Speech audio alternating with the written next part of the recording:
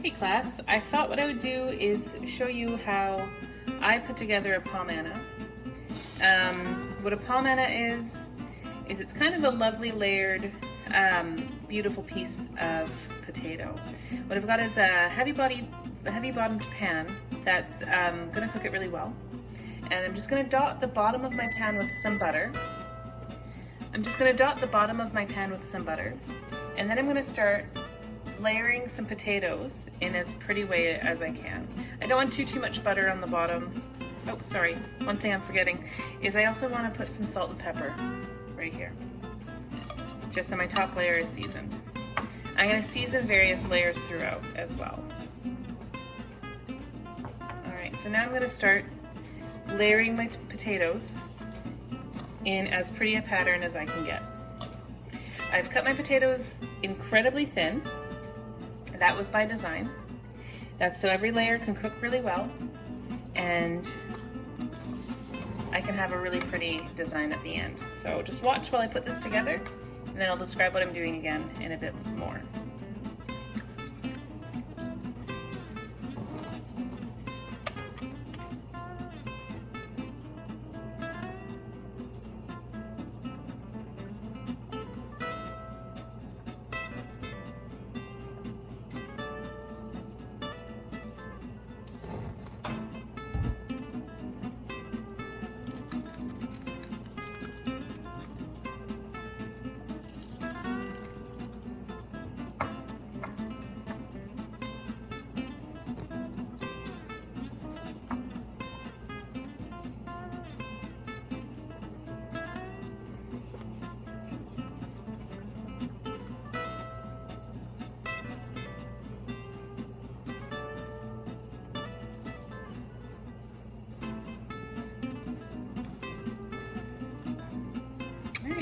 This is my final layer. I've got butter studded throughout, not on every layer, but in enough layers that it will melt, create steam, and help with caramelization. I have salt and pepper on every layer. I'm gonna finish this layer with it, even though this is technically my bottom. I'm never gonna lose an opportunity to enhance flavor. And now what I like to do for my Pomme Anna is I like to start with heat. So I've got everything in this hot pan, this pan that can go in the oven, and I've got butter at the bottom, and I've got my potatoes layered throughout. So I'm going to start on a temperature about medium low, and I'm slowly going to heat it up. I don't want to start high, because I don't want to burn the butter that's at the bottom.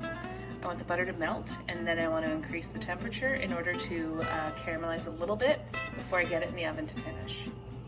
So let's just slowly watch this come up to temp, then we'll throw it in the oven, and then I'll take a look at it in about 35 minutes and I'll show you guys.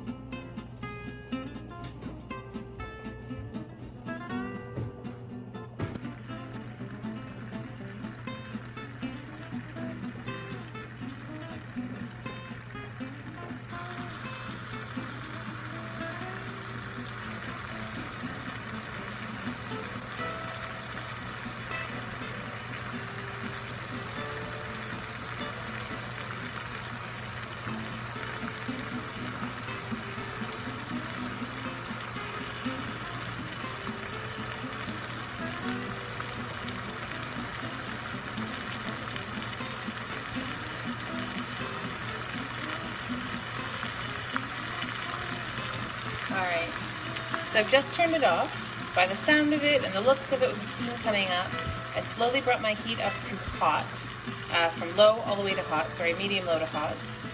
And now I'm going to throw it in the oven. I'm going to check it in about 25 minutes. What I'm going to do is I'm going to pierce it with a knife like I would a casserole or a pave or scalloped potatoes.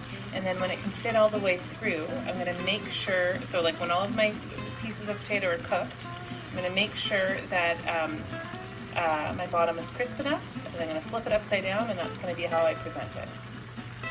See you in 35 minutes.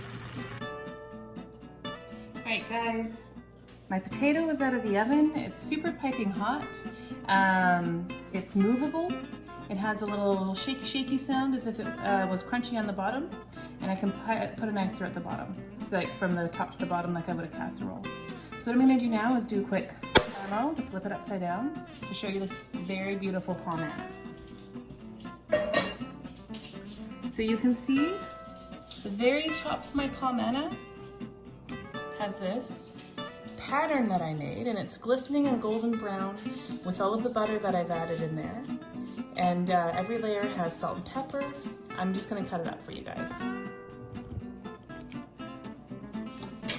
So I would either serve this whole, lift it up carefully, put it on a serving platter, cut it into wedges, and let my guests take a little bit, or I would cut it, oh, nice little crunch, maybe in 6 pieces like a quiche.